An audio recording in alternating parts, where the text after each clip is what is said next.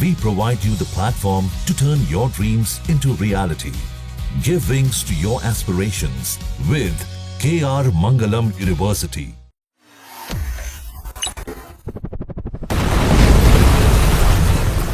भारत और पाकिस्तान के बीच कुछ दिनों के संघर्ष के बाद आखिरकार सीज फायर हो गया। इस सीज फायर का श्रेय अमेरिका समेत कई देश ले रहे हैं, लेकिन क्या आपको पता है कि इस सीज फायर की टेबल तक पाकिस्तान कैसे पहुंचा? दरअसल इसके पीछे छिपा है पाकिस्तान का वो डर जिसके बाद पाकिस्तान दौड़ा दौड़ा अमेरिका के पास पहुंचा और मदद की गुहार लगाने लगा। दरअसल ऑपरेशन सिंदूर के तहत 7 मई को पाकिस्तान के कई आतंकी ठिकानों पर भारत की तरफ से जवाबी कार्रवाई की गई। इस कार्रवाई का सबसे बड़ा और चौंकाने वाला हिस्सा था 10 मई को पाकिस्तान के नूर खान एयरबेस पर भारत का सटीक मिसाइल हमला, जिसने न केवल पाकिस्तान की सैन्य ताकत को झकझोर दिया बल्कि उसके परमाणु हथियारों की सुरक्षा पर भी सवाल खड़े कर दिए। इस हमले के बाद 10 मई की शाम को अमेरिकी राष्ट्रपति डोनाल्ड ट्रंप की मध्यस्थता से दोनों देशों ने सीज फायर की घोषणा की, लेकिन इस सीज फायर के पीछे नूर खान एयरबेस की तबाही और पाकिस्तान के परमाणु कमांड सेंटर पर मंडराते खतरे की कहानी छिपी है।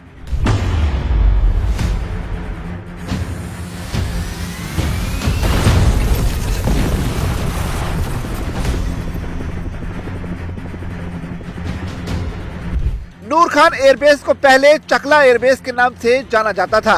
ये पाकिस्तान की राजधानी इस्लामाबाद से सिर्फ 10 किलोमीटर दूर रावलपिंडी में स्थित है। ये पाकिस्तान वायुसेना का एक प्रमुख लॉजिस्टिक हब है जो वीआईपी मूवमेंट, टोही विमान और लंबी दूरी की मिसाइलों के संचालन का केंद्र है।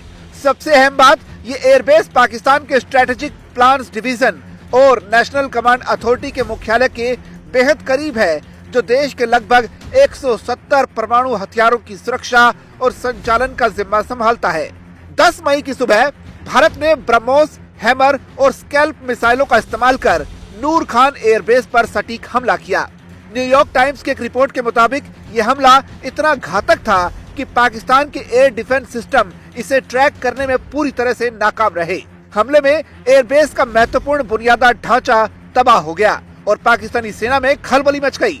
इस हमले ने पाकिस्तान को यह एहसास करा दिया कि भारत की मिसाइलें उसके सबसे संवेदनशील सैन्य ठिकानों तक पहुंच सकती हैं। नूर खान एयरबेस से कुछ ही किलोमीटर की दूरी पर स्थित पाकिस्तान का परमाणु कमांड सेंटर इस हमले की जद में आ गया था।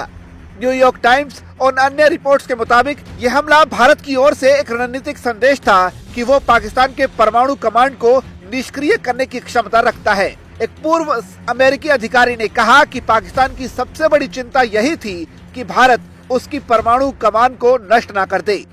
नूर खान पर हमला इसी दिशा में पहला कदम हो सकता था। रिपोर्ट्स में यह भी दावा किया गया है कि भारत की ब्रह्मोस मिसाइल अगर 1 से 2 किलोमीटर और सटीक निशाना लगाती तो पाकिस्तान के परमाणु हथियारों के जखीरे में विस्फोट और रेडिएशन की स्थिति पैदा हो सकती थी।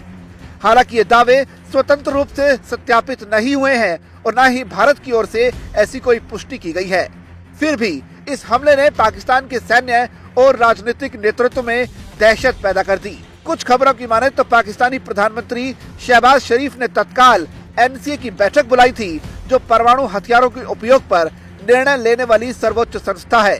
हालांकि बाद में पाकिस्तानी मंत्री ने दावा किया कि ऐसी कोई बैठक हुई ही नहीं। नूर खान एयरबेस पर हमले की खबर ने अमेरिका में भी हड़कंप मचा दिया। न्यूयॉर्क टाइम्स की रिपोर्ट के मुताबिक एक समय अमेरिकी राष्ट्रपति डोनाल्ड ट्रंप और उनकी सरकार इस विवाद में हस्तक्षेप करने से हिचकिचा रही थी, लेकिन परमाणु युद्ध की आशंका ने उन्हें भी मजबूर कर दिया कि वो सक्रिय रूप से मध्यस्थता करें। इसकी सबसे बड़ी वजह यही थी कि भारत सीधे पाकिस्तान के परमाणु हथियारों तक पहुंच गया था। रिपोर्ट के मुताबिक शुक्रवार रात को पाकिस्तान के रावलपिंडी स्थित नूर खान एयरबेस पर विस्फोट होने से स्थिति और भी नाजुक हो गई। ये बेस न केवल पाकिस्तान की वायुसेना का एक प्रमुख परिवहन केंद्र है, बल्कि ये उनके परमाणु हथियारों की सुरक्षा में जुड़ी स्ट्रेटेजिक प्लान्स डिवीजन के मुख्यालय के निकट भी स्थित है। 9 मई की देर रात पाकिस्तान को खतरनाक खुफिया जानकारी मिली, जिसने दक्षिण एशिया में परमाणु संघर्ष की आशंका को बढ़ा दिया। अमेरिकी उपराष्ट्रपति जेडी वेंस ने पहले कहा था कि इस युद्ध में पड़ना अमेरिका का काम नहीं है। उन्होंने तुरंत प्रधानमंत्री नरेंद्र मोदी से फोन पर बात की और तनाव कम करने के लिए सीज फायर की पहल की। पाकिस्तान ने भी हमले के बाद तुरंत अमेरिका से संपर्क किया। पाकिस्तानी सेना प्रमुख असीम मुनीर और अमेरिकी विदेश मंत्री मार्को रूबियो के बीच बातचीत को सीजफायर की दिशा में पहला कदम माना गया। 10 मई की शाम 5 बजे अमेरिकी राष्ट्रपति डोनाल्ड ट्रंप ने भारत और पाकिस्तान के बीच सीजफायर की घोषणा की, जिसे दोनों देशों ने स्वीकार कर लिया।